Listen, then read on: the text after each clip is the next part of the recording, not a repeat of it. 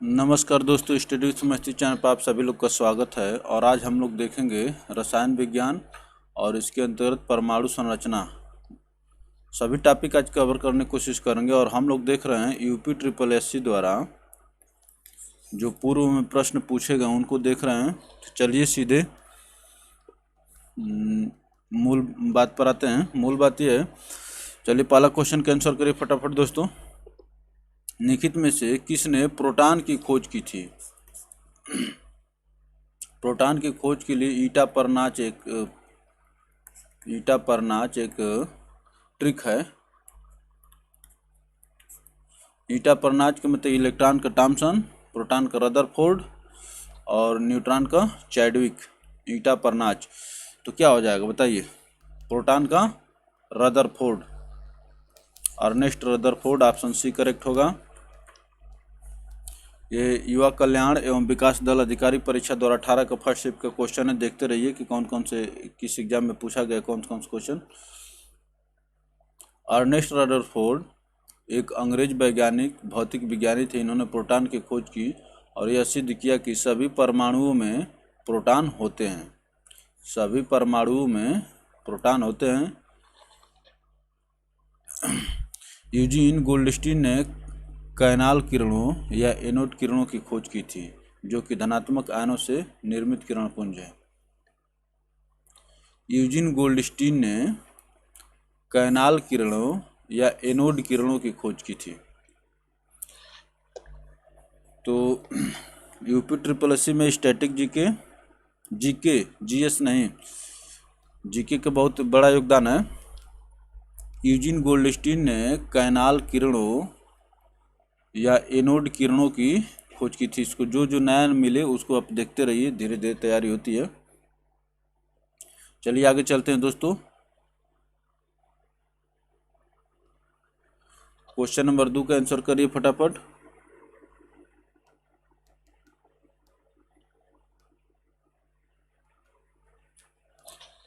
तरल पदार्थ की तुलना में ठोस पदार्थ में परमाणुओं का व्यवस्थापन किस तरह होता है? तरल की पदार्थ की तुलना में ठोस पदार्थ में बताइए।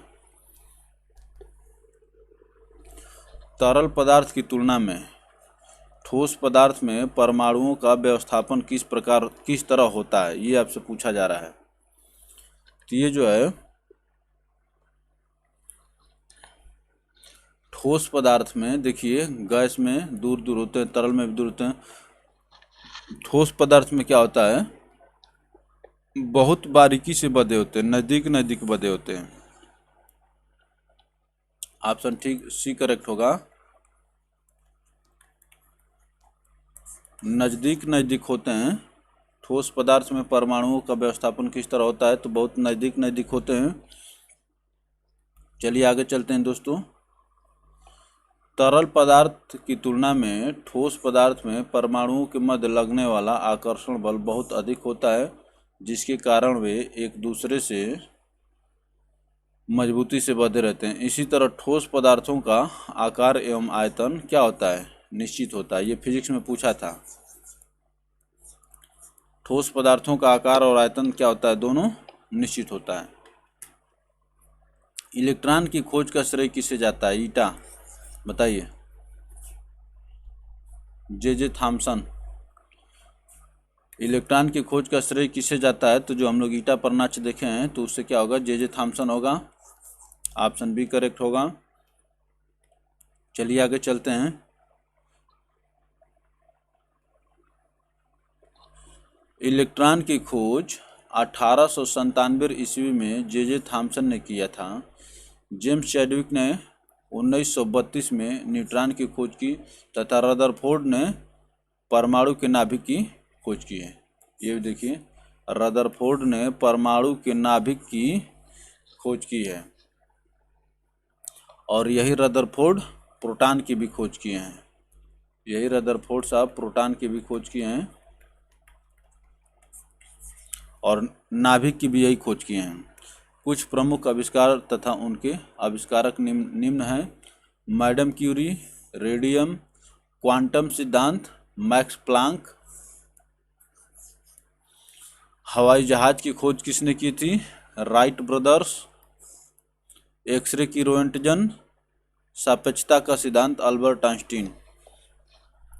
तो इसमें जो है सबसे हवाई जहाज देख लीजिए, राइट ब्रदर्स को याद कर लीजिए। मैंने वैसे तो आप इसको पढ़े ही हैं लेकिन दिमाग से भूल रहा होगा ये। हवाई जहाज राइट ब्रदर्स और क्वांटम सिद्धांत मैक्स प्लांक। चलिए आगे चलते हैं दोस्तों।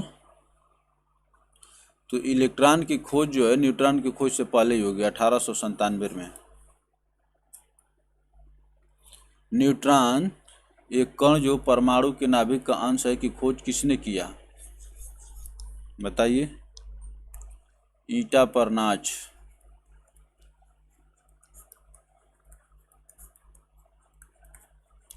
इससे जो है आप याद रखेंगे, याद रखना आसान होता है, जहाँ से जैसे याद हो जाए। परीक्षा पास करना, ज्ञाता नहीं बनना। ज्ञाता बनने के लिए तो रिसर्च करना पड़ेगा आपको। चलिए बताइए न्यूट्रॉन की खोज किसने किया। तो हम लोग देख चुके हैं, कई बार देख चुके हैं। Neutron Chadwick, James Chadwick, option C correct होगा। चलिए आगे चलते हैं दोस्तों।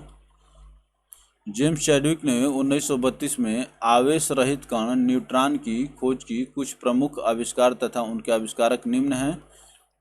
कैलकुलेटर,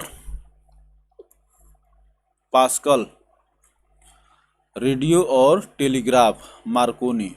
रेडियो और टेलीग्राफ दोनों की खोज किसने किया था, मार्कोनी ने। और टेलीफोन का Graham Bell. Radio telegraph Marconi हो गए, टेलीफोन का ग्राहम बेल हो गए, डायनामाइट का अल्फ्रेड नोबल हो गए, इन्हीं के नाम पर दिया था। परमाणु सिद्धांत Dalton, jet engine Frank Whittle. Jet engine की खोज जो किए थे फ्रैंक हीटल किए थे। रडार की खोज अल्बर्ट टेलर, इसको याद रखिए, इम्पोर्टेंट है। कौन खोजा था, अल्बर्ट टेलर किए थे। रडार की खोज जो है टेलर साहब किए हैं, अल्बर्ट टेलर। और जेट इंजन की खोज की हैं फ्रैंक व्हीटल।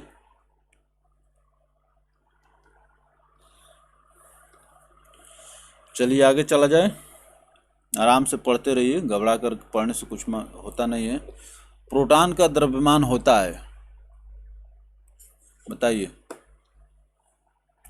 प्रोटॉन का द्रव्यमान कितना होता है।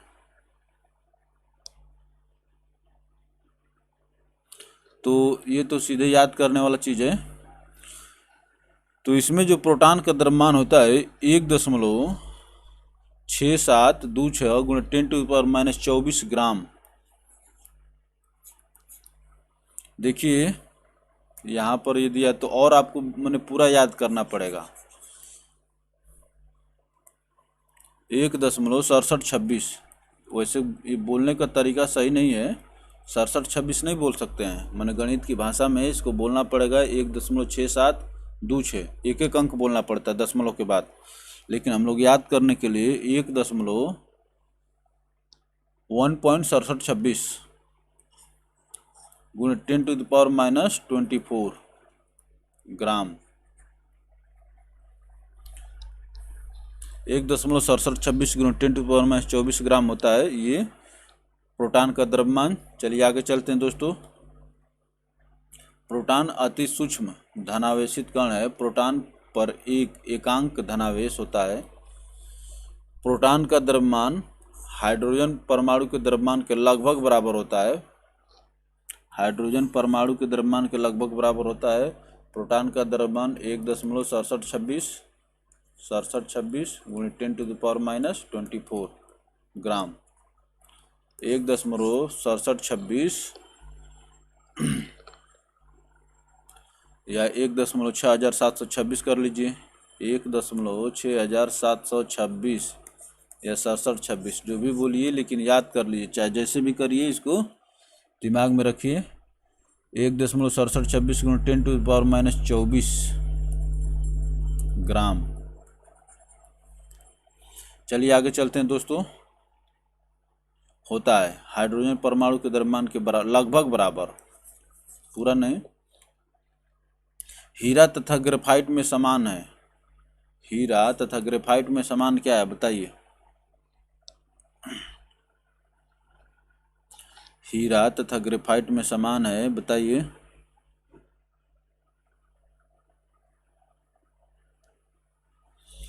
फटाफट आंसर करिए।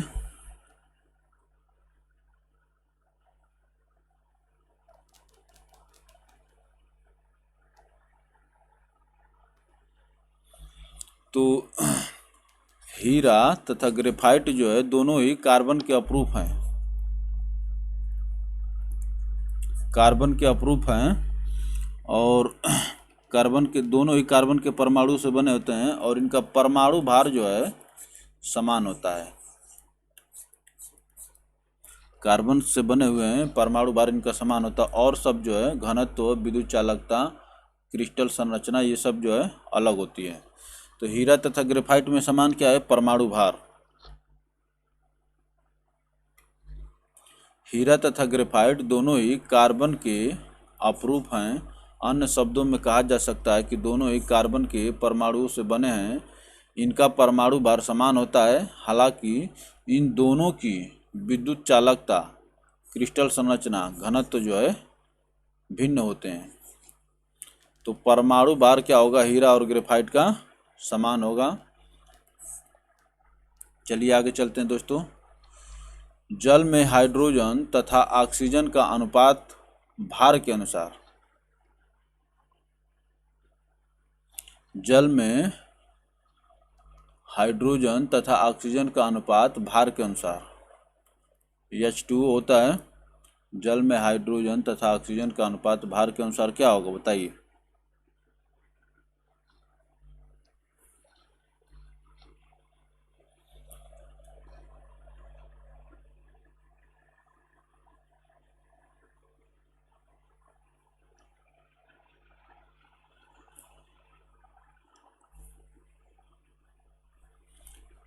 भार के अनुसार, तो ये भार के अनुसार होता है, क्या होगा बताइए फटाफट। 1:8 होगा। यहाँ पर हाइड्रोजन हो गया और ऑक्सीजन हो गया, तो हाइड्रोजन का परमाणु भार कितना होता है? हाइड्रोजन का परमाणु भार जो है 1 होगा, और ऑक्सीजन का कितना होता है? 8 होता है। इस तरह से आपको करना है। चलिए आगे चलते हैं दोस्तों। जल में हाइड्रोजन तथा ऑक्सीजन का अनुपात भार के अनुसार 1:8 होता है।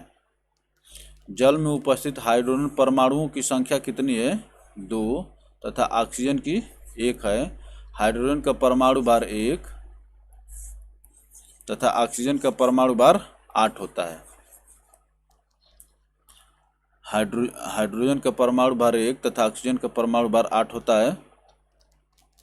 चलिए आगे चलते हैं दोस्तों। क्वेश्चन नंबर 8 के आंसर करिए।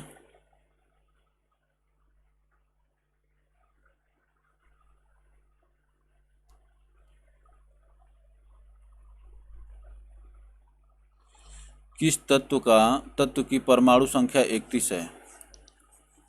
बताइए। किस तत्व की परमाणु संख्या जो है 31 है, ये आपको बताना है।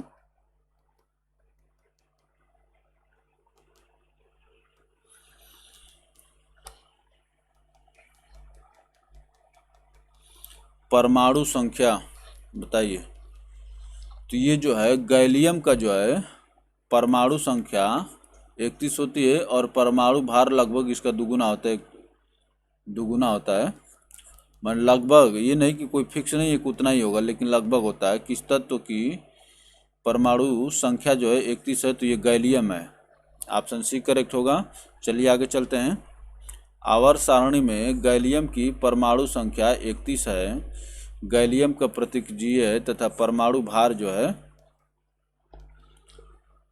पास्ट ट्रांजिशन मेटल श्रेणी के अंतर्गत आता है। आवर्त सारणी में यह तत्व बाएं में संक्रमण धातु तथा दाएं में उप धातु के मध्य स्थित होता है। बाएं में संक्रमण धातु तथा दाएं में उप धातु के मध्य स्थित होता है। आवर्त सारणी का अगर आप अच्छे से अध्ययन कर लेंगे तो बहुत सारी चीज़ें केमिस्ट्री क्लियर हो जाती हैं। तो परमाणु संख्या जो है 31 परमाणु संख्या वाला ये गैलियम है। कॉम्पटन प्रभाव निम्नलिखित में से किस में होता है? कॉम्पटन प्रभाव या क्रॉम्पटन प्रभाव कहते हैं इसको, बताइए। कॉम्पटन प्रभाव निम्नलिखित में से किस में होता है?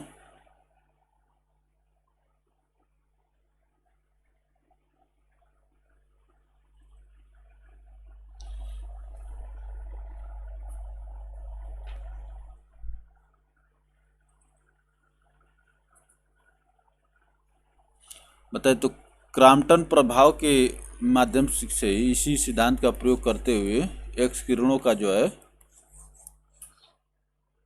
एक्स किरणें निकलती हैं, ठीक है ना। तो ऑप्शन सी करेक्ट होगा। चलिए आगे चलते हैं। जब किसी फोटान को किसी पदार्थ पर डाला जाता है तो वह फोटान पदार्थ के इलेक्ट्रॉन से टकराता है और टक्कर के बाद फोटान का प्रकीर्णन होता है। टक्कर के बाद फोटान का प्रकीर्णन होता है। इलेक्ट्रॉन द्वारा फोटान के प्रकीर्णन को कॉम्पटन प्रभाव कहते हैं। इलेक्ट्रॉन द्वारा फोटान के प्रकीर्णन को कॉम्पटन प्रभाव कहते हैं। कॉम्पटन प्रभाव के प्रभाव से एक्स किरणें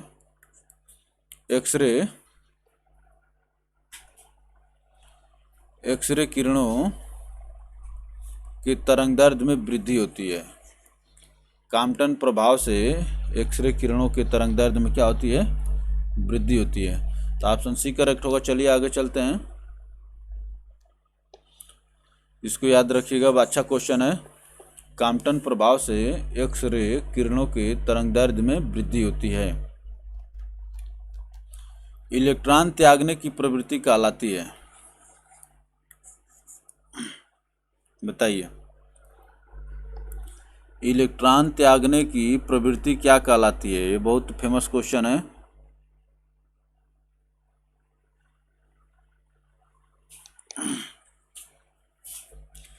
तो इलेक्ट्रॉन त्यागने की प्रवृत्ति को ऑक्सीकरण कहते हैं। ऑप्शन ए करेक्ट होगा। चलिए आगे चलते हैं। परमाणुओं, आयनों या अणुओं द्वारा एक या एक से अधिक इलेक्ट्रॉन त्यागने की प्रक्रिया ऑक्सीकरण कहलाती है। जैसे सोडियम परमाणु हो गया और ये जो है सोडियम आयन, एक इलेक्ट्रॉन निकल दिया तो ये किसी को दिया है तो ये क्या होगा? प्लस होगा, अगर लेता तो माइनस होता। तो ऑक्सीकरण हो गया यहाँ पर। अगर एक इलेक्ट्रॉन निकल गया, एक या एक से अधिक इलेक्ट्रॉन त्यागने की प्रक्रिया ऑक्सीकरण कहलाती है। चलिए आगे चलते हैं दोस्तों। धातुएं, खनिज एवं अयस्क। धातुएं, खनिज एवं अयस्क वाला टॉपिक से जो क्वेश्चन पूछेंगे वो आपके सामने है। ग्रेफाइट मुख्य रूप से निम्नलिखित में से किस तत्व से बना है? ये तो आप जानते हैं कि ग्रेफाइट जो है कार्बन से बना है। ऑप्शन सी करेक्ट होगा। चलिए आगे चलते हैं। ग्रेफाइट कार्बन का शुद्ध क्रिस्टलीय अपरूप एलोट्रोप्स। ग्रेफाइट कार्बन का शुद्ध क्रिस्टलीय अपरूप एलोट्रोप है। इसके क्रिस्टल में कार्बन परमाणु समषट्भुजों की परतों में व्यवस्थित होते हैं। समषट्भुजों की परतों में व्यवस्थित होते हैं। इनके परतों के मध्य क्षीण वांडरवाल्स बल उपस्थित होने के कारण इनके परतों के मध्य क्षीण वांडरवाल्स बल उपस्थित होने के कारण ग्रेफाइट नर्म एवं लुब्रिकेंट होता है, स्नेहक होता है। यह विद्युत का सुचालक है। ग्रेफाइट जो है विद्युत का सुचालक है। तो वही कह रहा है कि इनके परतों के मध्य जो है वांडरवाल्स बल उपस्थित होने के कारण ग्रेफाइट कैसा होता है? सॉफ्ट होता है, नरम होता है और स्नेहक लुब्रिकेंट होता है। यह विद्युत का सुचालक है। चलिए आगे चलते हैं दोस्तों। सिलिकॉन क्या है? बताइए। सिलिकॉन क्या है?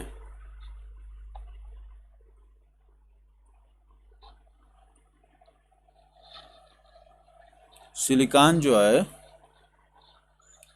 ये एक अर्धचालक होता है।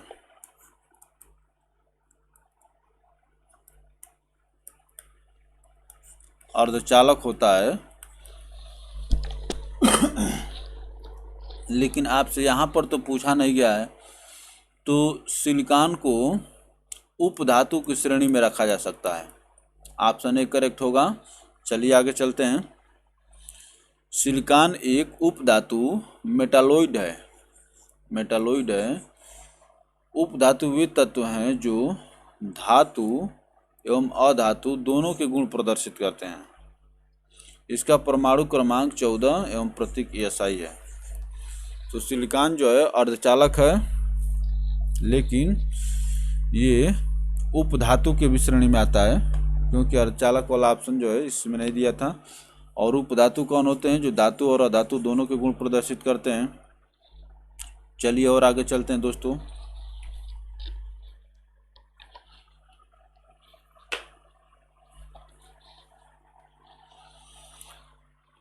निम्नलिखित में से कौन सा विकल्प लेड का चिन्ह है? तो लेड का जानते हैं कि PB होता है। ये देखते रहे किस परीक्षा में पूछा गया। युवा कल्याण एवं विकास दल अधिकारी परीक्षा 2018 फर्स्ट शिफ्ट। कौन सा विकल्प लेड का चिन्ह है? तो लेड का चिन्ह होगा PB। चलिए आगे चलेंगे। लेड एक रासायनिक तत्व है। इसका संकेत है PB, जिसे लैटिन भाषा में प्लम्बम से लिया गया है। इसका परमाणु क्रमांक 82 है। यह एक भारी तत्व है। इसका गलनांक जो है 327 डिग्री सेंटीग्रेड होता है। इसका गलनांक 327 डिग्री सेंटीग्रेड होता है। शरीर के अंदर इसका प्रवेश स्वास्थ्य के लिए हानिकारक होता है। गलनांक जो है 327 डिग्री सेंटीग्रेड। चलिए आगे चलते हैं दोस्तों। किसके प्रयोग के जरिए धातु की उच्च शुद्धता प्राप्त की जा सकती है? धातु की उच्च शुद्धता प्राप्त की जा सकती है, बताइए। किसके प्रयोग के जरिए धातु की उच्च शुद्धता प्राप्त की जा सकती है? तो ये जो है विद्युत अपघटनी न्यूनीकरण के द्वारा। ऑप्शन डी करेक्ट होगा। चलिए आगे चलते हैं दोस्तों। विद्युत अपघटनी न्यूनीकरण एक इलेक्ट्रोलाइटिक प्रक्रिया का प्रकार है।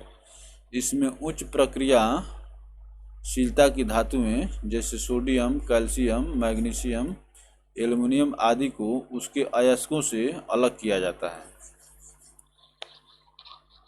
विद्युत अपघटनी न्यूनीकरण एक इलेक्ट्रोलाइटिक प्रक्रिया का प्रकार है। इसमें उच्च क्रियाशीलता की धातुएं जैसे सोडियम, कैल्शियम, मैग्नीशियम, एल्युमिनियम आदि को उसके अयस्कों से अलग किया जाता है, अर्थात शुद्ध रूप में निकाला जाता है। चलिए आगे चलते हैं दोस्तों। 18 कैरेट सोने में तांबा या चांदी जैसी अन्य धातुओं का कितना प्रतिशत होता है? तो आप जानते हैं कि शुद्ध सोना जो होता है 24 कैरेट का होता है, और ये 18 कैरेट का आ रहा है। तो कितना कैरेट? 6 कैरेट जो है आप क्या तांबा या चांदी जैसे अन्य धातुओं को मिलाए हुए हैं। तो 18 कैरेट सोने में तांबा या चांदी जैसे अन्य धातुओं का कितना प्रतिशत होता है? तो इसका प्रतिशत निकाल लीजिए। 6 चौके 24 और 4 पच्चीसम 100, 25% आंसर होगा आपका। ये गणितीय सवाल है। चलिए आगे चलते हैं दोस्तों। 24 कैरेट सोना शुद्ध होता है जिसमें कोई भी अशुद्धि नहीं मिली होती है। 18 कैरेट सोने में 75% सोना तथा 25% अन्य धातुएं जैसे तांबा, चांदी आदि मिले होते हैं। तो ऐसे भी कर सकते हैं कि 24 बराबर 100%, ये सब निकालना जानते हैं आप, निकाल लेंगे। चलिए ठीक है ना। तो 25% अन्य धातुएं तांबा या चांदी आदि मिले होते हैं। अभी तो मैं आपको बताया हूँ 6 24 गुणे 100 25 आया था ना। निम्नलिखित में से कौन सा पदार्थ एक न चिपकने वाले बर्तन की सतह पर लेपित किया जाता है? निम्नलिखित में से कौन सा पदार्थ एक न चिपकने वाले बर्तन की सतह पर लेपित किया जाता है, बताइए। तो ये जो है टेफ्लॉन का प्रयोग किया जाता है। आजकल अलग अलग प्रकार के स्टोव आ रहे हैं। स्टोव का मतलब चूल्हा जो होता है, और अलग अलग प्रकार के बर्तन भी आ रहे हैं जिस पर खाना बनाया जा सकता है। तो वही कह रहा है कि कौन सा पदार्थ न चिपकने वाले बर्तन की सतह पर लेपित किया जाता है, तो ये टेफ्लॉन होता है। चलिए आगे चलते हैं। टेफ्लॉन जो है पॉलीटेट्राफ्लोरोएथिलीन का व्यापारिक नाम है। पॉलीटेट्राफ्लोरोएथिलीन का व्यापारिक नाम है, जिसे वर्ष 1944 में रजिस्टर्ड कराया गया था। यह संश्लेषित फ्लोरोपॉलीमर है जिसमें फ्लोरीन के अणु मिले रहते हैं। यह सामान्यतः न चिपकने वाले बर्तनों की सतह पर लेपित किया जाता है। यह सामान्यतः न चिपकने वाले बर्तनों की सतह पर क्या होता है, लेपित किया जाता है। चलिए आगे चलते हैं दोस्तों। प्लास्टर ऑफ पेरिस में सल्फेट का एक महीन सफ़ेद पाउडर होता है। बताइए। प्लास्टर ऑफ पेरिस में कैल्शियम सल्फेट का एक महीन सफ़ेद पाउडर होता है। प्लास्टर ऑफ पेरिस का फार्मूला क्या होता है? CaSO4 into half H2O। CaSO4 into half H2O। और तो इसमें देखिए कैल्शियम होता है। चलिए आगे चलते हैं। Calcium sulphate hemihydrate, calcium sulphate hemihydrate को प्लास्टर ऑफ पेरिस कहते हैं। कैल्शियम सल्फेट हेमीहाइड्रेट को प्लास्टर ऑफ पेरिस कहते हैं। इसे प्राय करते हैं। यह एक महीन सफ़ेद रंग का पाउडर होता है। इसका उपयोग शल्य चिकित्सा में, प्लास्टर करने में, सांचे, मॉडल, मूर्तियां, खिलौना बनाने में होता है। तो प्लास्टर ऑफ पेरिस का रासायनिक नाम क्या हो गया? कैल्शियम सल्फेट हेमीहाइड्रेट को प्लास्टर ऑफ पेरिस कहते हैं।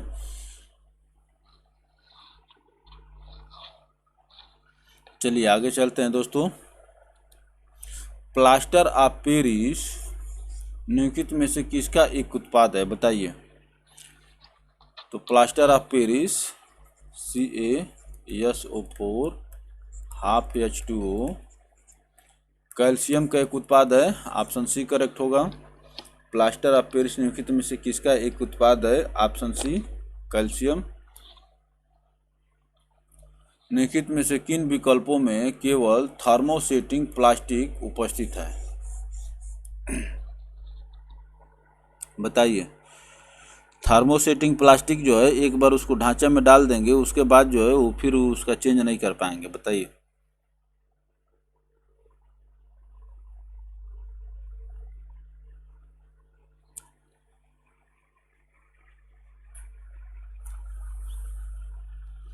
निम्नलिखित में से किन विकल्पों में केवल थर्मोसेटिंग प्लास्टिक उपस्थित होता है?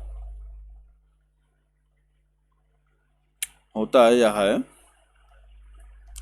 तो सर थर्मोसेटिंग प्लास्टिक जो होता है ये बैकेलाइट होता है और epoxy resin.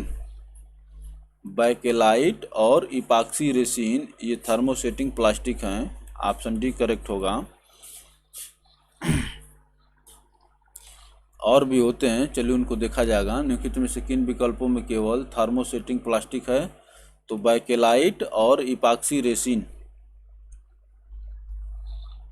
Bakelite, epoxy resin में केवल थर्मोसेटिंग प्लास्टिक उपस्थित होता है।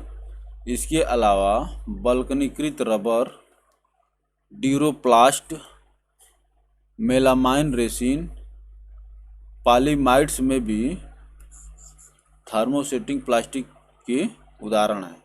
पॉलीमाइड्स भी थर्मोसेटिंग प्लास्टिक के उदाहरण हैं। तो bakelite, epoxy resin, melamine resin, duroplast, polyamides, वल्कनीकृत रबर, ये सभी जो हैं थर्मोसेटिंग प्लास्टिक के उदाहरण हैं। चलिए आगे चलते हैं दोस्तों। कौन एक थर्मोसेटिंग प्लास्टिक है? पूछ लिया ना। तो इसका सबसे जो चर्चित जो उत्तर होता है ये बैकेलाइट होता है। ऑप्शन बी करेक्ट होगा। चलिए आगे चलते हैं। थर्मोसेटिंग प्लास्टिक एक बार तो गर्म करने पर मुलायम हो जाते हैं, परंतु कठोर होने के पश्चात इन्हें दोबारा पिघलाया नहीं जा सकता। इसी कारण इनका पुनर्चक्रण भी संभव नहीं होता है। बैकेलाइट, मेलामाइन, ड्यूरोप्लास्ट, वल्कनीकृत रबर आदि इसके प्रमुख उदाहरण हैं।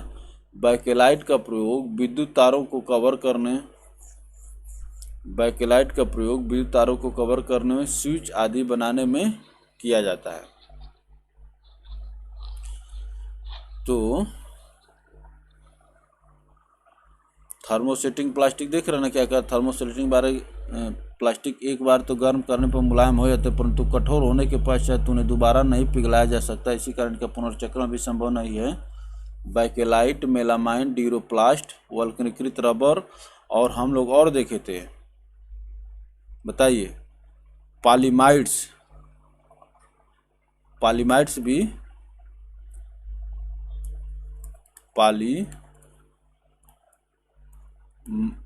भी क्या होते हैं? पॉलीमाइड्स भी थर्मोसेटिंग प्लास्टिक होते हैं। चलिए आगे चलते हैं दोस्तों। क्वेश्चन नंबर 11 के आंसर करिए फटाफट।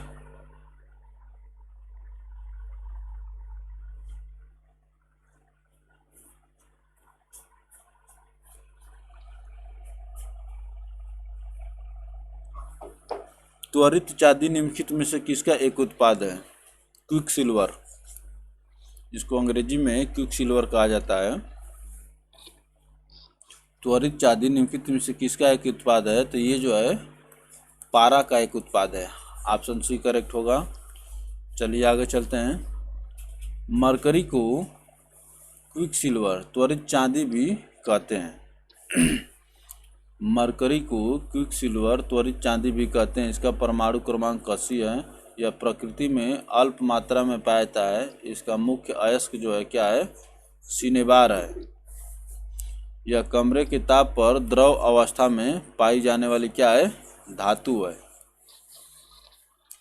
तो मरकरी को, पारा को क्विकसिल्वर, त्वरित चांदी भी कहते हैं। इसका परमाणु क्रमांक 80, मुख्य अयस्क सिनेबार, द्रव अवस्था में पाई जाने वाली धातु, ये सभी फैक्ट पूछे जाते हैं। चलिए आगे चलेंगे हम लोग। कैलामाइन का एक अयस्क है, बताइए कैलामाइन किसका एक अयस्क है? कैलामाइन जो है किसका एक अयस्क है, बताइए।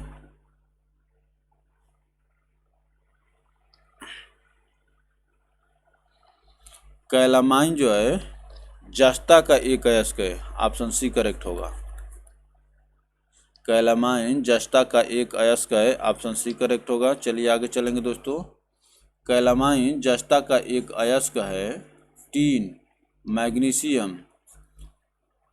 मैग्नीशियम तथा तांबा का अयस्क क्रमशः कैसिटेराइट, ब्रोमाइट और क्यूप्राइट। तो ये जो है बहुत खतरनाक तरीके से पूछा हुआ है। तो देखिए कैलामाइन जो है जस्ता का एक अयस्क है, ये ठीक है। अब हम लोग टीन, मैग्नीशियम और कॉपर का क्रमशः, टीन का क्या हो गया? कैसिटेराइट, टीन का कैसिटेराइट हो गया। मैग्नीशियम का हो गया ब्रोमाइट, और कॉपर का क्यूप्राइट। ये सभी अयस्क हैं। जस्ता, कैलामाइन हो गया जस्ता का, और कैसिटेराइट हो गया, नहीं ऐसे करते हैं, जस्ता का कैलामाइन हो गया, टीन का हो गया कैसिटेराइट, और मैग्नीशियम का ब्रोमाइट, और कॉपर का क्यूप्राइट। अब आगे देख लेते हैं कुछ महत्वपूर्ण तत्व और उनके अयस्क। एल्युमिनियम का बॉक्साइट और कोरंडम, कैल्शियम का चूने का पत्थर और जिप्सम, सोना का सिल्वेनाइट, पेटजाइट, सोना का क्या होगा? सिल्वेनाइट पेटजाइट हो गया।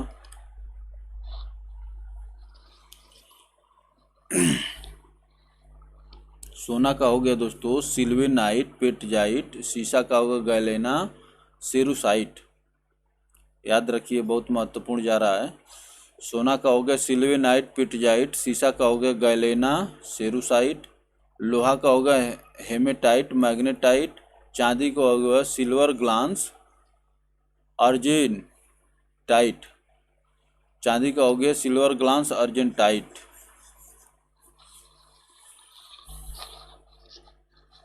तो सबसे ज़्यादा देखिए इसमें महत्वपूर्ण हमको क्या लगा, तो ये लोहा जो है बार बार पूछा जाता है, इसको लोग याद रखे हैं, लेकिन सोना का बार बार नहीं पूछा जाता, इसलिए इसको याद रखिए सिल्वेनाइट पेजटाइट, और चांदी का सिल्वर ग्लांस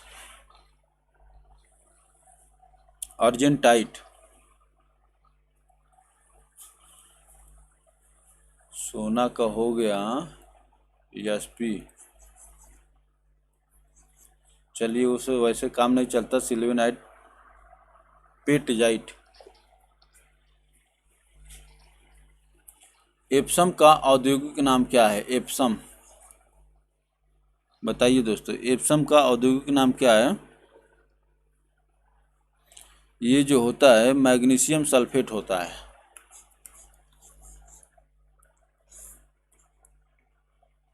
MgSO4।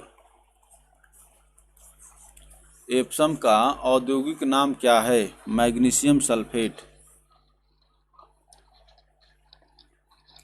एप्सम का औद्योगिक नाम क्या है? Magnesium sulphate. चलिए आगे चलते हैं दोस्तों। मैग्नीशियम सल्फेट एक अकार्बनिक लवण है जिसे एप्सम के नाम से भी जाना जाता है। इसका उपयोग विभिन्न प्रकार की चिकित्सा में चिकित्सकों द्वारा आंतरिक एवं बाह्य प्रयोग में किया जाता है। इसे इंग्लिश साल्ट या एप्सम साल्ट के नाम से भी जानते हैं। इंग्लिश साल्ट या एप्सम साल्ट के नाम से भी जानते हैं। अकार्बनिक लवण है, कार्बन है नहीं तो अकार्बनिक होगा। मैग्नीशियम सल्फेट MgSO4 को एप्सम साल्ट भी कहते हैं।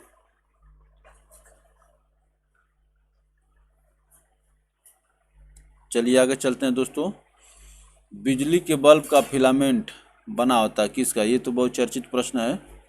बिजली के बल्ब का फिलामेंट जो होता है तंतु टंगस्टन का बना होता है। ऑप्शन सी करेक्ट होगा। चलिए आगे चलते हैं। विद्युत बल्ब के फिलामेंट को बनाने के लिए सामान्यतः टंगस्टन का उपयोग किया जाता है, क्योंकि इसका गलनांक बहुत उच्च 3400 डिग्री सेंटीग्रेड होता है। ठीक है ना। टंगस्टन के बने हुए इस फिलामेंट से जब विद्युत धारा प्रवाहित होती है तब यह प्रकाशित हो जाता है। इसका जो गलनांक जो है बहुत उच्च 3400 डिग्री सेंटीग्रेड होता है। 3400 डिग्री सेंटीग्रेड। चलिए आगे चलते हैं दोस्तों। विद्युत बल्ब के फिलामेंट को बनाने के लिए सबसे अधिक उपयोग की जाने वाली सामग्री है, बताइए। टंगस्टन, ऑप्शन बी करेक्ट होगा। निम्नलिखित में से कौन सा ठोस है, बताइए।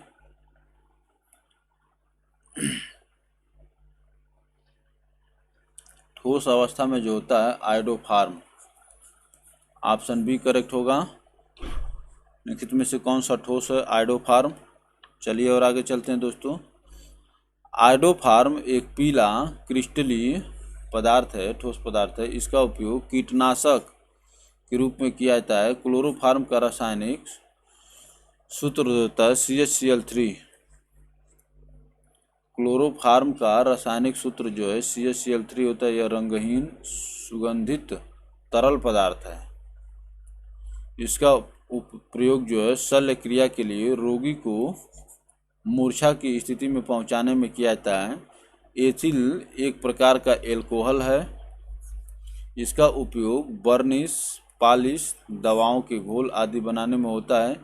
ईथर का प्रयोग तेल वसा, गोंद, रेजिन आदि के विलायक रूप में विस्तृत रूप से होता है। तो यहाँ पर दो चीज़ याद रखिए, आयोडोफार्म जो है एक जो है ठोस पदार्थ है और ये कीटनाशक के रूप में प्रयोग होता है।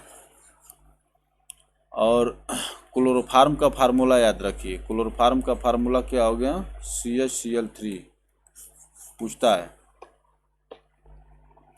शल्य क्रिया में रोगी को मूर्छा की स्थिति में लाने के लिए किया जाता है, तरल पदार्थ होता है।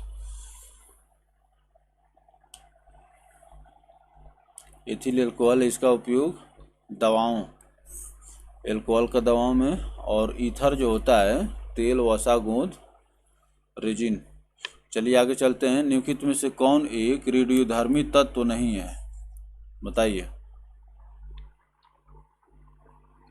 निम्नलिखित में से कौन एक रेडियोधर्मी तत्व नहीं है?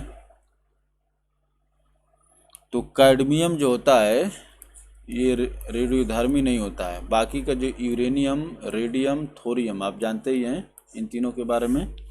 ये तीनों जो होते हैं रेडियोधर्मी तत्व हैं, लेकिन कैडमियम नहीं है। समांतवे परमाणु जिनका परमाणु क्रमांक 83 से अधिक होता है, अपवाद टेक्टेनियम परमाणु संख्या 43 एवं प्रोमेथियम परमाणु क्रमांक, प्रोमेथियम क्या दिया है, प्रोमेथियम परमाणु क्रमांक 61 है, रेडियो एक्टिविटी को प्रदर्शित करते हैं। तो ये क्या कह रहा है, समांतवे परमाणु जिनका परमाणु क्रमांक 83 से अधिक होता है वे रेडियो एक्टिविटी को प्रदर्शित करते हैं, लेकिन इसके अपवाद कौन कौन से हैं, टेक्टिनियम जिसका परमाणु क्रमांक 43 है और प्रोमीथियम जिसका परमाणु क्रमांक कितना है, 61 है, रेडियो एक्टिविटी प्रदर्शित करते हैं। यूरेनियम परमाणु क्रमांक, यूरेनियम का परमाणु क्रमांक कितना होता है, 92 है। रेडियम परमाणु क्रमांक 88, थोरियम परमाणु क्रमांक 90 रेडियो एक्टिव तत्व हैं, जबकि कैडियम रेडियो एक्टिव तत्व नहीं है। तो यहाँ से आप क्या सीखे कि 83 से अधिक परमाणु क्रमांक वाले तत्व जो होते हैं वो रेडियो एक्टिव होते हैं। और इसमें जो दो अपवाद है टेक्टिनियम और प्रोमीथियम, टेक्टिनियम और प्रोमीथियम। चलिए आगे चलते हैं दोस्तों। एल्यूमिनियम के सबसे महत्वपूर्ण अयस्क का नाम बताइए। तो हम लोग देखे थे बॉक्साइट और कोरंडम। तो बताइए एल्यूमिनियम के सबसे महत्वपूर्ण अयस्क का नाम जो है बॉक्साइट है, इसका एक और होता है कोरंडम भी होता है। एल्यूमिनियम का अयस्क जो बॉक्साइट और कोरंडम। चलिए और आगे चलते हैं दोस्तों। बॉक्साइट Al2O3 2H2O एल्यूमिनियम का मुख्य अयस्क है, जो एल्यूमिनियम के जल योजित ऑक्साइड के रूप में पाया जाता है। यह प्रधानतया गिब्साइट, ब्रोनाइट, डायस्पोर का सम्मिलित रूप है। यह सर्वप्रथम दक्षिण फ्रांस में लेस बॉक्स नामक स्थल पर पाया गया। एल्यूमिनियम धातु का निष्कर्षण मुख्यतः बॉक्साइट अयस्क से विद्युत अपघटन विधि द्वारा किया जाता है। ये क्या कह रहा है कि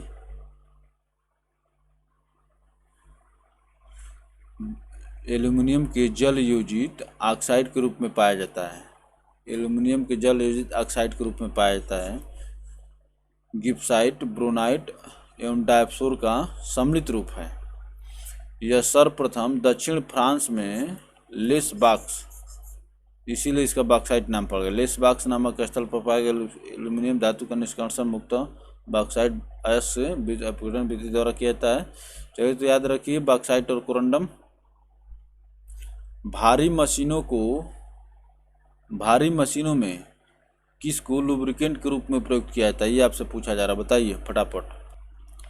तो बताइए दोस्तों फटाफट, भारी मशीनों में किसको लुब्रिकेंट के रूप में प्रयुक्त किया जाता है। ये जो होता है ये बहुत चर्चित प्रश्न है। ग्रेफाइट का अरे जहाँ पर आप जैसे छोटी छोटी मशीनों में ग्रीस व्रीस का प्रयोग करते हैं ना, जैसे बॉल बेयरिंग में आप ग्रीस का प्रयोग करते हैं, ग्रीस उसको अंग्रेजी में कहते हैं ग्रीस। साइकिल मोटरसाइकिल का जो आपका बॉल बेयरिंग होता है उसमें ग्रीस का प्रयोग किया जाता है। उसी तरह से भारी मशीनों में किसको लुब्रिकेंट के रूप में प्रयोग किया जाता है, तो ग्रेफाइट का। ऑप्शन ए करेक्ट होगा। चलिए आगे चलते हैं। ग्रेफाइट कार्बन का अपरूप है। यह स्लेटी काले रंग का चिकना चमकदार कार्बनिक पदार्थ होता है। इसके चूर्ण का प्रयोग भारी मशीनों में स्नेहक लुब्रिकेंट के रूप में किया जाता है। चूर्ण का प्रयोग भारी मशीनों में स्नेहक या लुब्रिकेंट के रूप में किया जाता है। चलिए और आगे चलेंगे दोस्तों। पेंसिल की लीड बनाने में क्या उपयोग किया जाता है, बताइए।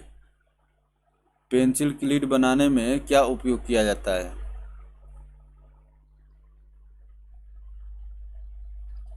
ये जो है ग्रेफाइट है। ऑप्शन ए करेक्ट होगा। चलिए आगे चलते हैं दोस्तों। ग्रेफाइट कार्बन का एक अपरूप है। ग्रेफाइट का प्रयोग पेंसिल की लीड बनाने में किया जाता है।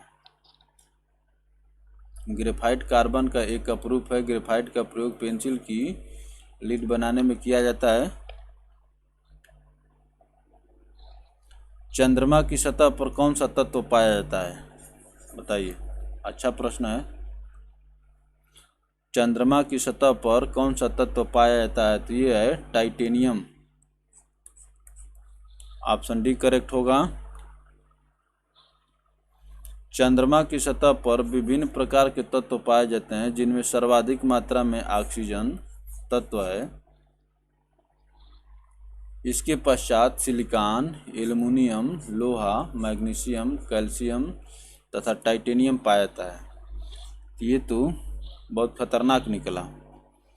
आइए, तो सर्वाधिक मात्रा में जो है ऑक्सीजन, इसके पश्चात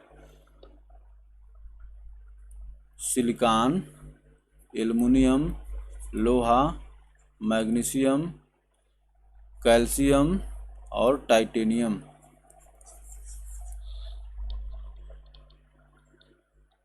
तो ये जो विकल्प में दिया था केवल एक ही दिखाई दे रहा था। कौन कौन से हो गए देखिए। सबसे मात्रा में ऑक्सीजन, उसके पश्चात सिलिकॉन, उसके बाद एल्युमिनियम, उसके बाद लोहा, उसके बाद मैग्नीशियम, उसके बाद कैल्शियम, उसके बाद टाइटेनियम। ये जो 7 जो हैं चंद्रमा की सतह पर पाए जाते हैं। सर्वाधिक मात्रा में ऑक्सीजन होता है, लेकिन विकल्प में केवल टाइटेनियम ही दिया हुआ है। चलिए आगे चलते हैं दोस्तों। किस उद्देश्य से पोटेशियम ब्रोमाइड का प्रयोग किया जाता है, पोटेशियम ब्रोमाइड, बताइए। पोटेशियम ब्रोमाइड का ब्रोमाइड पेपर के रूप में फोटोग्राफी में किया जाता है। ऑप्शन सी करेक्ट होगा। पोटेशियम ब्रोमाइड KBr का प्रयोग फोटोग्राफी में संयतकारी रेस्ट्रेनर के रूप में किया जाता है, जिसके कारण फिल्म में धुंधलापन नहीं आता। संयतकारी रेस्ट्रेनर, बहुत खतरनाक क्वेश्चन है ये। रेस्ट्रेनर के रूप में किया जाता है, जिसके कारण फिल्म में धुंधलापन नहीं आता है। चलिए और आगे चलते हैं दोस्तों। कार्नेलाइट किस धातु का अयस्क है, बताइए। कार्नेलाइट जो है किस धातु का अयस्क है, तो कार्नेलाइट का फार्मूला जो होता है KMgCl3 6H2O। KMgCl3 6H2O। अब इसमें मिलाइए, क्या है, मरकरी है, इसमें यूरेनियम है, एल्युमिनियम है, नहीं, मैग्नीशियम और कैल्शियम है। पोटेशियम, के का मतलब पोटेशियम होता है। तो कार्नेलाइट किस धातु का अयस्क है? तो ये पोटेशियम का अयस्क है। कार्नेलाइट जो है पोटेशियम का अयस्क है। चलिए आगे चलते हैं दोस्तों। कार्नेलाइट जो है पोटेशियम का अयस्क, जिसके सूत्र इसके मुक्त उर्वरकों फर्टिलाइजर्स में किया जाता है।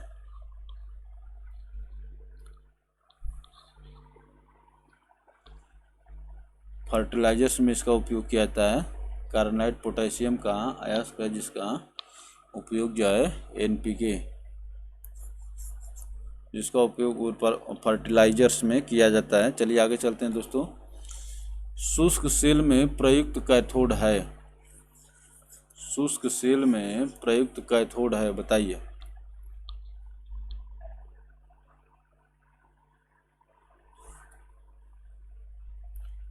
फटाफट बताइए।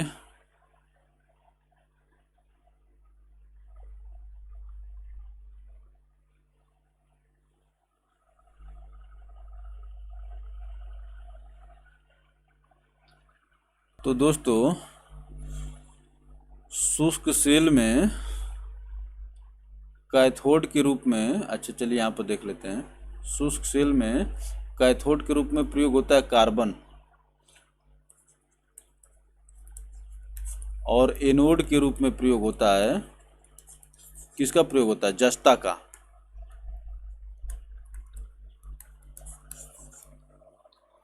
तो इसमें कार्बन दिया ही नहीं हुआ है। शुष्क सेल में कैथोड, प्रयुक्त कैथोड है कार्बन का, तो जबकि जस्ता दिया हुआ है, ठीक है ना।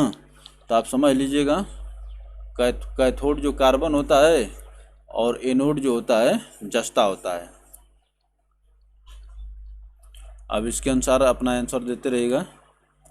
शुष्क सेल एक विद्युत रासायनिक सेल है जो कम बिजली से चल सकने वाली पोर्टेबल विद्युत युक्तियों जैसे टार्च, कैलकुलेटर आदि में प्रयुक्त होते हैं। इसमें द्रव का प्रयोग नहीं किया जाता, जिसके कारण इसे शुष्क सेल कहा जाता है। सामान्यतः प्रयोग में आने वाले शुष्क सेल वस्तुतः एक जिंक कार्बन बैटरी होती है, जिसे शुष्क लेक्लान से सेल भी कहते हैं, जिसे शुष्क लेक्लांसे सेल भी कहते हैं। इसमें जस्ते का प्रयोग एनोड के रूप में तथा कार्बन की छड़ का प्रयोग कैथोड के रूप में करते हैं। कार्बन की छड़ का रूप में कैथोड के रूप में करते हैं। आयोग ने इस प्रश्न का उत्तर डी माना, जो सत्य नहीं है। तो ये जो मान लिया, किसको? जस्ता को मान लिया। जिंक कार्बन, तो इसको ऐसे याद रखिए, कैथोड हो गया कार्बन और एनोड हो गया जस्ता। चलिए आगे चलते हैं दोस्तों। जंग लगने पर लोहे का भार क्या होगा? जंग लगने पर लोहे का भार में क्या परिवर्तन आएगा, बताइए। तो बढ़ता है। ऑप्शन ए करेक्ट होगा। रस्ट लौह ऑक्साइड होता है। जब लोहे में जंग लगता है तो लोहे का भार ऑक्सीजन के भार के बराबर बढ़ जाता है। तो उस लोहे का भार ऑक्सीजन के भार के बराबर बढ़ जाता है, जो लोहे में मिश्रित हो जाती है। तो जंग लगने पर लोहे का भार बढ़ जाता है। चलिए आगे चलते हैं दोस्तों। जब लोहे की कील को जंग लग जाए तो कील का वजन क्या होगा? बढ़ जाएगा। जंग लगा कि बढ़ा? जब लोहे की कील पर जंग लगता है तो वह कील का वजन बढ़ जाता है। जंग वास्तव में लौह ऑक्साइड है। लोहा एवं ऑक्सीजन क्रिया करके लौह ऑक्साइड बनाते हैं। लोहा एवं ऑक्सीजन क्रिया करके लौह ऑक्साइड बनाते हैं। यह लाल भूरे रंग का ऑक्साइड होता है। इसे फेरस ऑक्साइड भी कहते हैं। लोहा एवं ऑक्सीजन क्रिया करके लौह ऑक्साइड बनाते हैं। चलिए आगे चलते हैं दोस्तों। कौन सी धातु ठंडे पानी से प्रतिक्रिया नहीं करती है लेकिन गर्म करने पर वाष्प से प्रतिक्रिया करती है? कौन सी धातु ठंडे पानी से प्रतिक्रिया नहीं करती लेकिन गर्म करने पर वाष्प से प्रतिक्रिया करती है, ये पूछ रहा है, बताइए।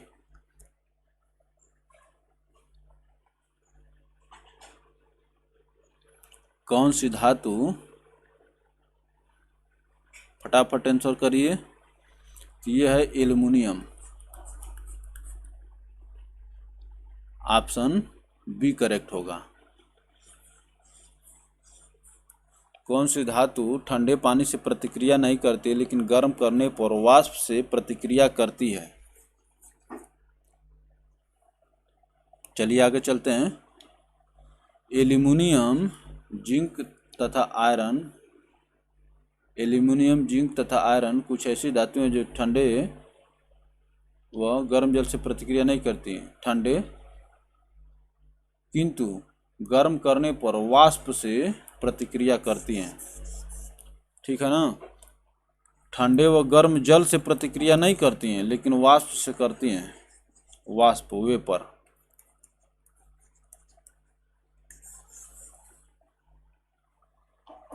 कौन कौन से? Aluminium, zinc, iron. Aluminium, zinc और आयरन कुछ ऐसी धातुएं हैं जो ठंडे व गर्म जल से प्रतिक्रिया नहीं करती हैं किंतु गर्म करने पर वाष्प से प्रतिक्रिया करती हैं। चलिए आगे चलेंगे दोस्तों। मैग्नेटाइट है, ये तो लोहे का अयस्क होता है लेकिन इसका फार्मूला पूछ लिया आपसे। तो मैग्नेटाइट का फार्मूला होता है Fe3O4, ऑप्शन बी करेक्ट होगा। चलिए आगे चलते हैं दोस्तों। मैग्नेटाइट है Fe3O4, लोहे का अयस्क है। मैग्नेटाइट का सबसे अच्छा, मैग्नेटाइट लोहे का सबसे अच्छा अयस्क है। इसमें लगभग 72% तक लोहा पाता है। लोहे के अन्य अयस्क हैं हेमेटाइट, लिमोनाइट और siderite. Magnetite, hematite, limonite, siderite ये सभी लोहे के अयस्क हैं लेकिन इसमें मैग्नेटाइट जो है सबसे अच्छा अयस्क है। चलिए आगे चलते हैं दोस्तों। निम्नलिखित में से कौन सी धातु सबसे अधिक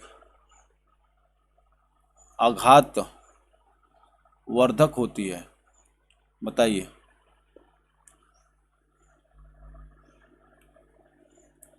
आघात वर्ध्य होती है, ये आपसे पूछा गया। मेलिएबल, अंग्रेजी वाला शब्द सुनिए। कौन सी धातु सबसे अधिक मेलिएबल होती है, बताइए।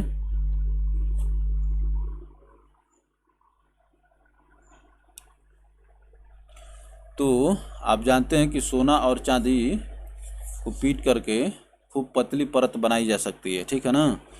तो सबसे अधिक आघातवर्धक होती है, यही मालिएबल होती है सबसे अधिक। ऑप्शन डी करेक्ट होगा। चलिए आगे चलते हैं। धातुओं का वह गुण जिसके द्वारा उन्हें पीटकर पतली चादरों में परिवर्तित किया जा सकता है आघातवर्ध्यता कहलाता है, मेलिएबल।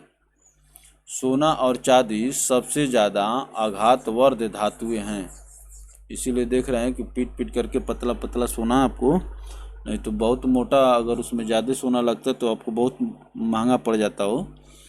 धातुओं को वह गुण जिसके द्वारा उन्हें पीट कर पतली चादरों के रूप में परिवर्तित किया जाता है आघातवर्ध मालिएबल कहलाती हैं। सोना और चांदी सबसे ज़्यादा आघातवर्ध धातुएं हैं। निम्न में कौन सा तत्व तांबे को उसके यौगिक से विस्थापित करता है? यौगिक से विस्थापित करता है। निम्नलिखित में से कौन सा तत्व तांबे को उसके यौगिक से विस्थापित करता है, बताइए। तो ये होगा जस्ता। तांबे को उसके यौगिक से विस्थापित करता है जस्ता, ऑप्शन बी करेक्ट होगा। चलिए आगे चलते हैं। जस्ता तांबे को उसके यौगिक से विस्थापित कर सकता है।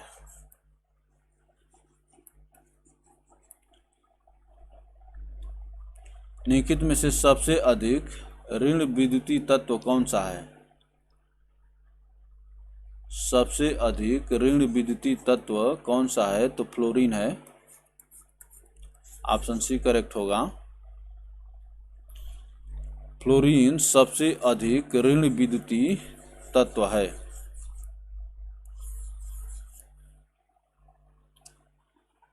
चलिए आगे चलते हैं दोस्तों। अब मिश्र धातु वाला टॉपिक आ गया, इसका आंसर करिए फटाफट। तो चलिए दोस्तों फटाफट आंसर करिए। पारद मिश्रण या अमलगम कहलाने के लिए किसी मिश्र धातु में निम्न किसका होना आवश्यक है? भाई पारद या तो यहाँ से तो क्लियर हो जा रहा है, पारद में क्या होना चाहिए? पारा होना चाहिए। तो पारद मिश्रण या अमलगम कहलाने के लिए निम्नलिखित में किस मिश्र धातु का होना आवश्यक है? तो ये पारा होगा। ऑप्शन डी करेक्ट होगा। चलिए आगे चलते हैं। जब पारा किसी धातु से मिलकर मिश्र धातु बनाता है तो उसे अमलगम कहते हैं। चांदी के पारद मिश्रण को दांत के छिद्रों में भरा जाता है। चांदी के पारद मिश्रण को दांत के छिद्रों में भरा जाता है। चलिए आगे चलते हैं दोस्तों। बर्तन बनाने के लिए कौन सी निम्नलिखित मिश्र धातु का इस्तेमाल नहीं किया जाता है? तो आप जानते हैं पीतल का तो किया ही जाता है। ये सोल्डर जो होता है इसका गलनांक बहुत कम होता है, इसलिए इसी का नहीं किया जाता है। तो यही आंसर होगा आपका। तो पीतल का किया जाता है, ड्यूरेलुमिन का किया जाता है, जर्मन सिल्वर का किया जाता है। इन तीनों का किया जाता है, सोल्डर का नहीं किया जाता। चलिए आगे चलते हैं दोस्तों। पीतल, कॉपर और जिंक की मिश्र धातु है। पीतल जो है, अच्छा ये कह रहा है पीतल जो है तांबा और जस्ता की मिश्र धातु है। जर्मन सिल्वर, कॉपर, जिंक और निकिल की मिश्र धातु है। ड्यूरेलियम, कॉपर, मैग्नीशियम और एल्युमिनियम की मिश्र धातु है। इनका उपयोग वायुयान एवं बर्तन बनाने में किया जाता है। सोल्डर, टीन एवं लेड की मिश्र धातु है जिसका उपयोग टाँके लगाने के लिए इलेक्ट्रॉनिक उद्योग में किया जाता है। तो आप जानते ही हैं। तो यहाँ पर ये दिया है, देखिए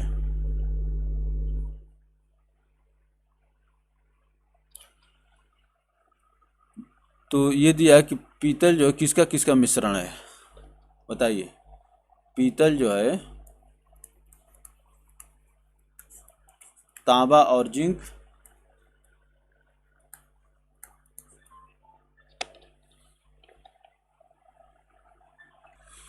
तो दोस्तों देखिए पीतल जो है तांबा और जिंक हो गया।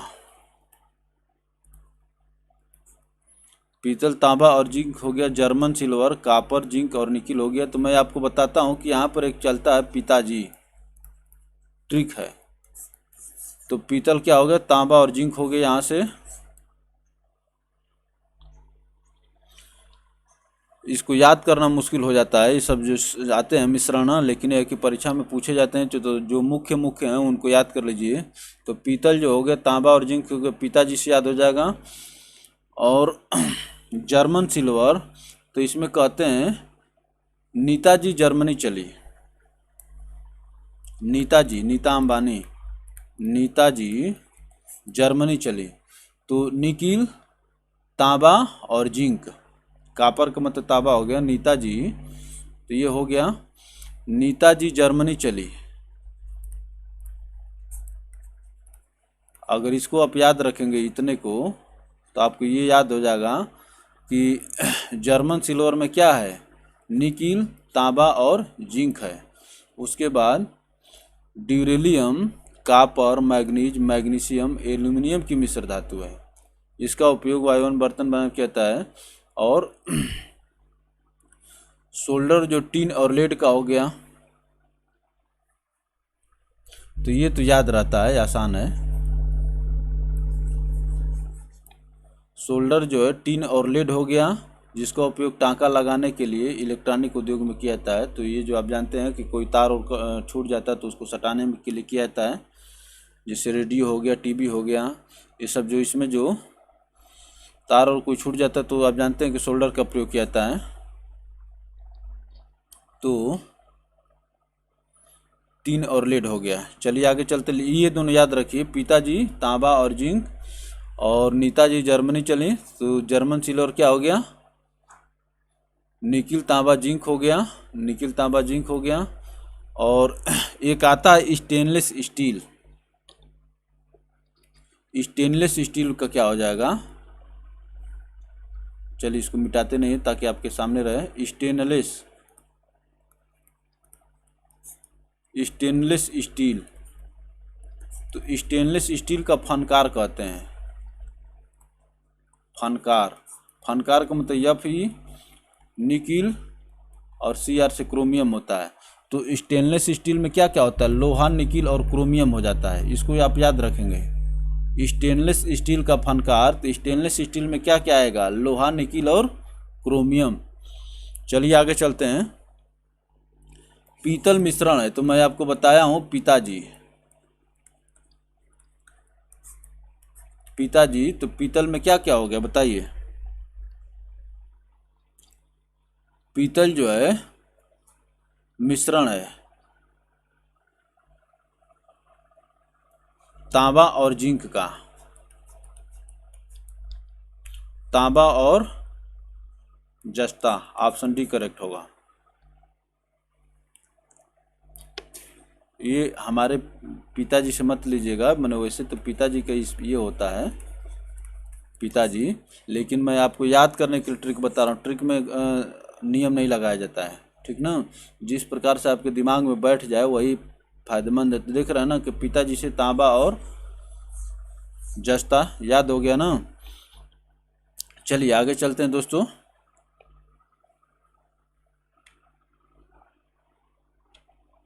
स्टेनलेस स्टील किन अवयवों का मिश्रण है,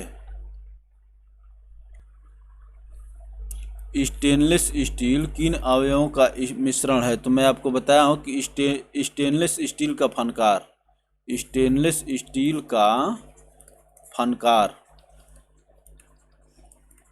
और ये फनकार को जो आप अंग्रेजी में लिखेंगे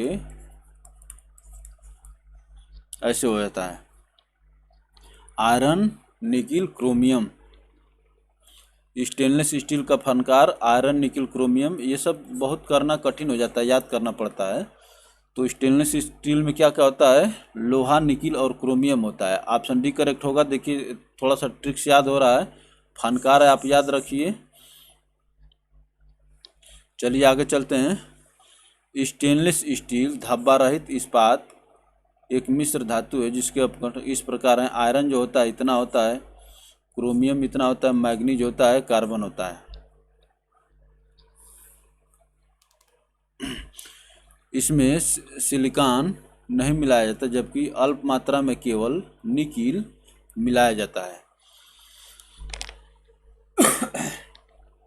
तो कोई भी स्टील हो उसमें कार्बन तो होगा ही, कोई भी स्टील हो उसमें कार्बन होगा। तो स्टेनलेस स्टील में क्या हो गया, स्टेनलेस स्टील में आयरन हो गया, Fe हो गया, और निकिल हो गया, क्रोमियम हो गया, और मैग्नीज भी होता है। मैग्नीज थोड़ा सा मैग्नीज होता है, लेकिन जब ऑप्शन में नहीं दिया तो उसको निकाल देते हैं। तो स्टेनलेस स्टील का फनकार यही है, फनकार।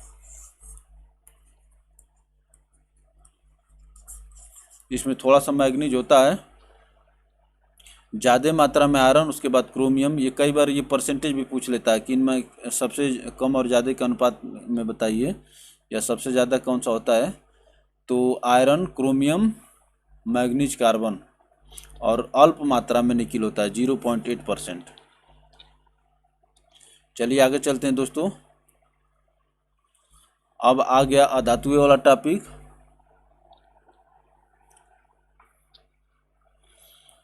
तो बताइए ये भी बहुत चर्चित प्रश्न है। प्रोटियम, ड्यूटेरियम और ट्राइटियम निम्नलिखित में से किसकी श्रेणी में रखा गया है? प्रोटियम, ड्यूटेरियम और ट्राइटियम को निम्नलिखित में से किसकी श्रेणी में रखा गया है? तो ये क्या है? समस्थानिक हैं।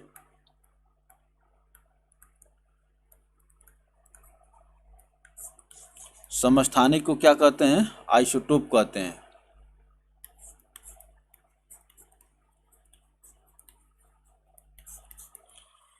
समस्थानिक को आइसोटोप कहते हैं। ऑप्शन ए करेक्ट होगा। प्रोटियम, ड्यूटेरियम और ट्राइटियम। चलिए आगे चलते हैं दोस्तों। प्रोटियम, ड्यूटेरियम, ट्राइटियम को समस्थानिक आइसोटोप की श्रेणी में रखा गया। आइसोटोप ऐसे तत्व के परमाणु हैं जिनकी परमाणु संख्या समान लेकिन परमाणु क्रमांक भिन्न होता है। जिनकी परमाणु संख्या समान लेकिन परमाणु क्रमांक या परमाणु भार भिन्न होता है। हाइड्रोजन के समस्थानिक हैं जिनकी परमाणु संख्या एक समान लेकिन उनके नाभिकों में न्यूट्रॉनों की संख्या के भिन्न भिन्न होने से परमाणु भार भिन्न होता है। ठीक है। तो आइसोटोप और आइसोबार दो प्रकार से इनका विभाजन किया जाता है, आइसोबार और आइसोटोप।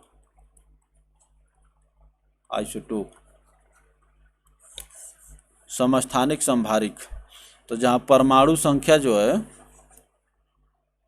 परमाणु संख्या अगर बराबर हो तो उनको समस्थानिक कहते हैं, और जहाँ पर परमाणु क्रमांक बराबर हो या परमाणु भार बराबर हो तो वहाँ पर उनको संभारिक कहते हैं, आइसोबार कहते हैं। कौन सा यौगिक संगमरमर का एक प्रमुख घटक है? संगमरमर का बताइए। तो संगमरमर का प्रमुख घटक होता है calcium carbonate. Option C correct होगा। चलिए आगे चलते हैं दोस्तों। संगमरमर मार्बल एक रूपांतरित चट्टान है। इसका प्रमुख घटक कैल्शियम कार्बोनेट CaCO3। इसका प्रमुख घटक कैल्शियम कार्बोनेट है, CaCO3। चलिए आगे चलते हैं दोस्तों। निम्नलिखित में से कौन सी गैस ग्रीन हाउस गैस नहीं है? बताइए। तो आप जानते हैं कि वायुमंडल में सबसे ज़्यादा मात्रा जो है 78% नाइट्रोजन की होती है, यही ग्रीन हाउस गैस नहीं है। और मीथेन, जलवाष्प और कार्बन डाइऑक्साइड, ये सब जो किस में है? ग्रीन हाउस गैस में है। ऑप्शन बी करेक्ट होगा। चलिए आगे चलते हैं। ग्रीन हाउस गैस वायुमंडल में उपस्थित वह गैस है जो तापीय अवरक्त विकिरण की रेंज के अंतर्गत विकिरणों का अवशोषण एवं उत्सर्जन करती है। विकिरणों का अवशोषण एवं उत्सर्जन करती है। जलवाष्प, carbon dioxide, chlorofluorocarbons, methane, nitrogen के ऑक्साइड, नाइट्रोजन नहीं, नाइट्रोजन के ऑक्साइड और ओजोन आदि पृथ्वी के वायुमंडल में पाई जाने वाली प्रमुख ग्रीन हाउस गैसें हैं। जबकि नाइट्रोजन ग्रीन हाउस गैस नहीं है। कार्बन मोनोऑक्साइड अप्रत्यक्ष रूप से ग्रीन हाउस प्रभाव को बढ़ाती है। कार्बन डाइऑक्साइड तो है ही, लेकिन कार्बन मोनोऑक्साइड अप्रत्यक्ष रूप से ग्रीन हाउस प्रभाव को बढ़ाती है। कार्बन मोनोऑक्साइड से कार्बन डाइऑक्साइड बन सकता है आसानी से। तो नाइट्रोजन के ऑक्साइड होते हैं, इसको याद रखिएगा। चलिए आगे चलते हैं। निम्न गैसों में से कौन सी ग्रीन हाउस गैस नहीं है? बताइए। ग्रीन हाउस गैस नहीं है तो ये देख रहे हैं, ये क्या है? ऑक्सीजन है। ऑक्सीजन कहाँ से ग्रीन हाउस गैस हो जाएगा? तो कार्बन डाइऑक्साइड, मीथेन, नाइट्रोजन के ऑक्साइड।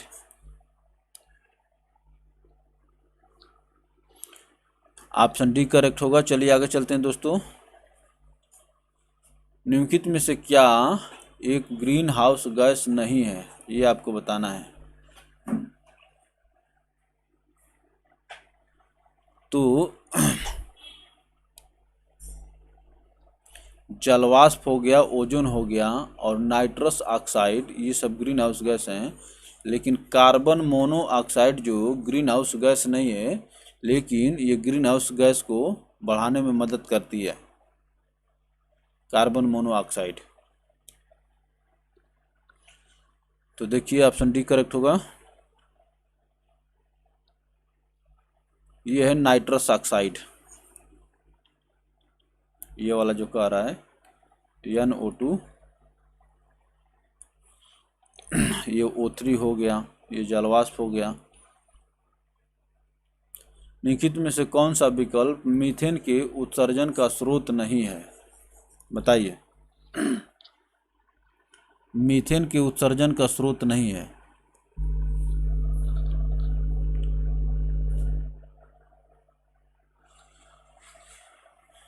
तो इसमें जो है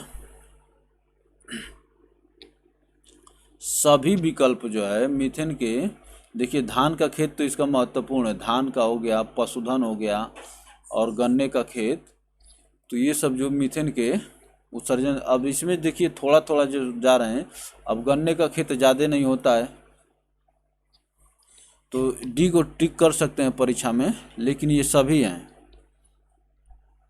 ठीक है ना, सभी हैं। हर जगह से मीथेन निकलती है, लेकिन गन्ने के खेत से ज़्यादा नहीं निकलती है। प्राकृतिक गैस से चलने वाले मोटर वाहन मीथेन गैस के उत्सर्जन के स्रोत होते हैं। प्राकृतिक गैस, अब जो तेल से चलने वाले नहीं हैं, पशुधन, धान के खेत, गन्ने के खेत इत्यादि मीथेन उत्सर्जन के स्रोत, आप कोई भी विकल्प सही नहीं है। तो मोटर वाहन, पशुधन, गन्ने के खेत, धान के खेत, धान का खेत तो इसका महत्वपूर्ण होता है पानी।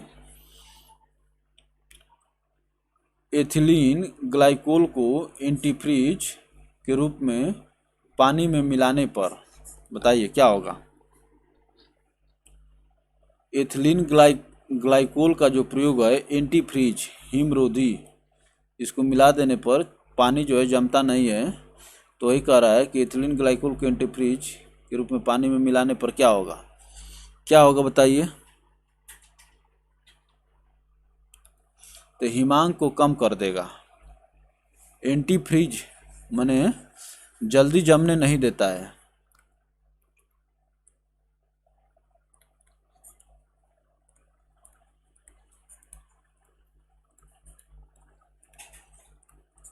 जल्दी जमने नहीं देता है, तो ये पानी के हिमांक को कम करता है तथा पानी के क्वथनांक को बढ़ा देता है। यह पानी के हिमांक को कम करता है तथा क्वथनांक को बढ़ा देता है, तो दोनों को बढ़ा देता है। मान लें कि यहाँ पर हिमांक भी कम कर देता है और इसको बढ़ा देता है। तो एथिलीन ग्लाइकोल जो है एंटीफ्रीज के रूप में मिलाने पर कहीं भी ये हिमांक को कम कर देता है और गलनांक को बढ़ा देता है। ऑप्शन डी करेक्ट होगा आपका। चलिए आगे चलते हैं। एथिलीन ग्लाइकोल एक कार्बनिक अणु है जो व्यापक रूप से ऑटोमोबाइल इंजनों में एंटीफ्रीज के रूप में उपयोग किया जाता है, खासतौर से ठंडे प्रदेशों में। इसका उपयोग ज़्यादातर ठंडे मौसम में हिमांक बिंदु, फ्रीजिंग पॉइंट को 0 से कम करने में किया जाता है तथा दूसरी ओर यह पानी के क्वथनांक को बढ़ा देता है, जिससे इंजन को ठंडा रखने में मदद मिलती है, तो इसीलिए एथिलीन ग्लाइकोल पानी के साथ मिलाकर रेडिएटर में डाला जाता है, क्वथनांक को बढ़ा देता है, जिससे इंजन को ठंडा रखने में मदद मिलती है। चलिए आगे चलते हैं दोस्तों। जब बेकिंग पाउडर में पानी मिलाया जाता है तो गैस निकलती है, कौन सी गैस निकलती है? देखिए बेकिंग पाउडर, बेकरी, ठीक है ना, खाने वाला सोडा, खाने वाला सोडा। जब बेकिंग पाउडर में पानी मिलाया जाता है तो कौन सी गैस निकलती है? तो बताइए दोस्तों, जब बेकिंग पाउडर में पानी मिलाया जाता है तो क्या निकलता है?